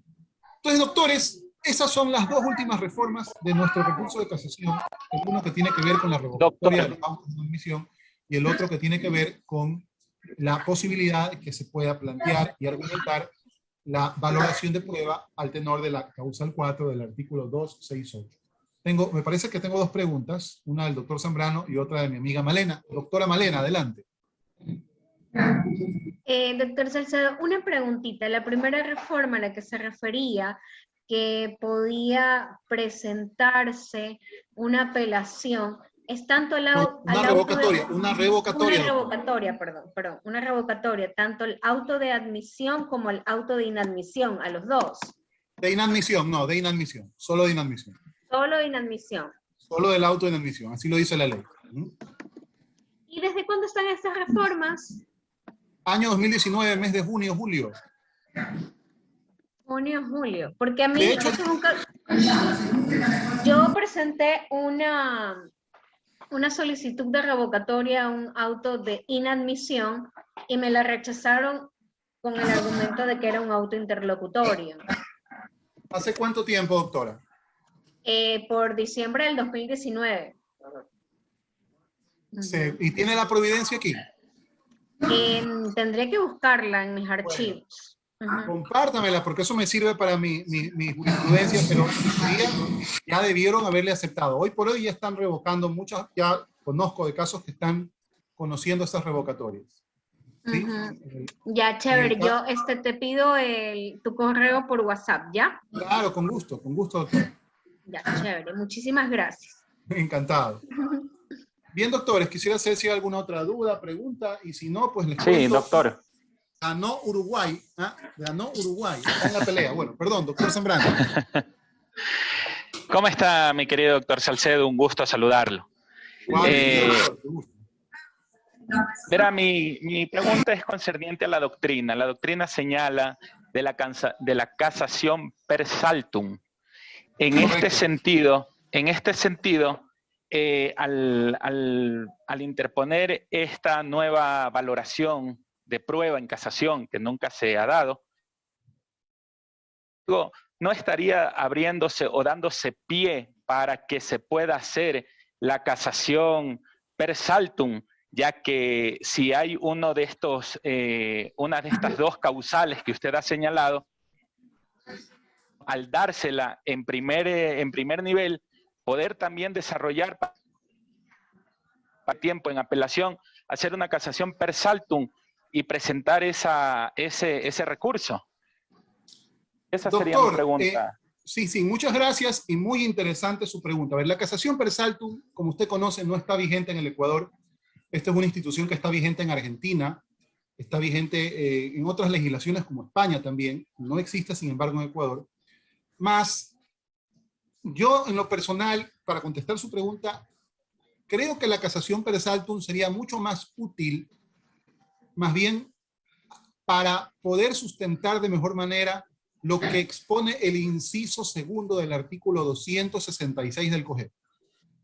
Ese 266 del COGEP habla de los dos casos de procedencia del recurso de casación, el uno respecto de sentencias que ponen fin a un proceso de conocimiento, y el otro respecto de autos de ejecución dictados en procesos de conocimiento. En este segundo caso, cabe la casación, debería caber, aunque no está vigente en Ecuador, podría reformarse la ley para ello, porque naturalmente se trata de providencias que son dictadas por jueces unipersonales, de lo civil, por ejemplo, de primera instancia, y eventualmente ahí se podría.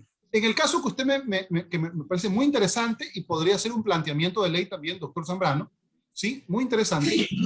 Yo creo que ahí está la apelación con efecto diferido más bien. Por eso es que no está la casación vigente, porque la apelación con efecto diferido sirve justamente para impugnar autos interlocutorios, por ejemplo, en materia de prueba, que son inadmitidos, que yo sostengo que debería ser revocable primero para luego ser susceptible de apelación con efecto diferido, ¿verdad? Lo hemos hablado, lo hablamos hace una hora que empezó esta tertulia, pero esa sería un poco más complicada la casación per saltum para revisar cuestiones que en la audiencia preliminar son susceptibles de impugnación por apelación con efecto diferido. En todo caso, doctor Zambrano, me parece muy interesante su duda, y eso ya podría ser un tema para revisarlo en otro momento, en otro congreso, si es que el doctor Fabián, que tengo el gusto de verlo conectado. Señor presidente. Hola, ¿cómo está, Ernesto? Muy buenas noches. Muy buenas noches. Muchas gracias, doctor, por su respuesta. Muy amable. Gracias, doctor Zambrano, ¿de qué? Hola, Ernesto. Fabián, gracias por la muy buenas noches. Muchas gracias por considerarme para poder compartir un poco los pequeños conocimientos que uno tiene con este foro tan dilecto de profesionales del derecho. Muchísimas gracias. Muchas gracias a ti, Ernesto, por esa deferencia especial con el colegio y con tus colegas. Es digno de aplauso ese sentido solidario que tienen todos y cada uno de los expositores de todas las maestrías y principalmente los seminarios en colegio de abogados. Estamos en un proceso de cambio rotundo en el sentido de preparar a los profesionales del derecho para enfrentar estos retos difíciles que da nuestra profesión, y sobre todo para ganar mayor respeto y respetabilidad a nosotros y a nuestra profesión.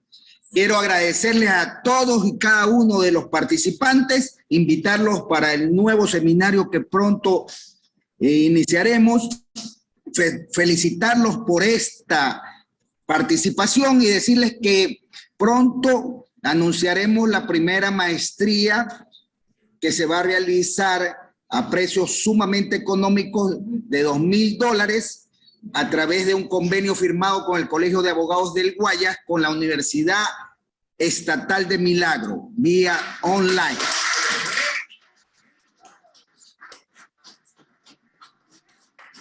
Extraordinario.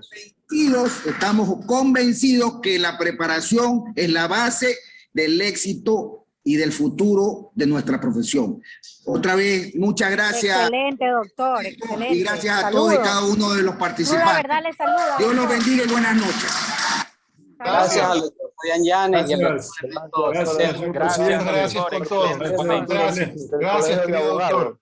Gracias, abogado. abogado. Doctora Wilmon también, que está que levanta la mano, qué pena que no alcanza a darle, doctora Wilmon. Presidente. Hola, doctor. Hola, presidente, lo felicito. Qué gusto, doctora. Gracias por conectarse. Gracias por apoyar a este colegio, que siempre está pendiente Saludos. de ustedes. y de nosotros. Cruda Verdad le saluda, doctor. Gracias, doctor Yanes. Muchas gracias a todos. Bendiciones. Bendiciones, gracias. Doctor Chao, chao, Yanes, buenas noches. éxitos. Saludos, doctor.